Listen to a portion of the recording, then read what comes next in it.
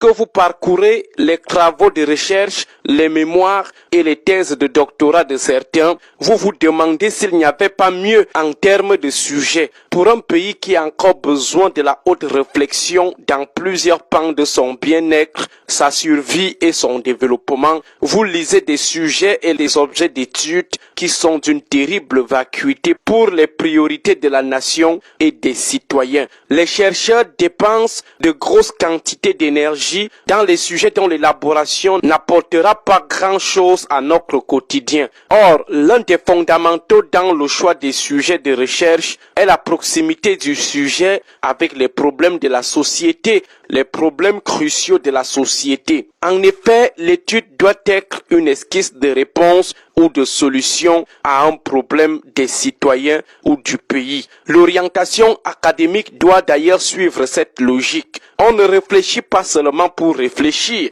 on réfléchit pour résoudre un problème fondamental. On réfléchit pour impacter son environnement, pour impacter ceux qui nous sont proches. Mais chez nous, les réflexions flirtent l'inutilité parce que très distantes des attentes de la société. De grosses dépenses inutiles d'énergie, parlant des thèses par exemple. Comme ils écrivent souvent beaucoup, quelqu'un rédige une thèse de 800 pages pour démontrer l'opportunité de cédilles sur certaines lettres de l'alphabet français, une thèse sur les cédilles, une thèse sur les accents circonflexes. Qu'est-ce qu'une telle étude peut apporter à la marche du Cameroun, même sur le plan de la recherche scientifique et de l'innovation? En quoi un tel docteur, un docteur en cédilles, un docteur en accent circonflexe peut être utile au Cameroun, à la société camerounaise qui regorge pourtant tous les problèmes les plus sérieux de la planète? Nous avons par exemple des guerres qui nous secouent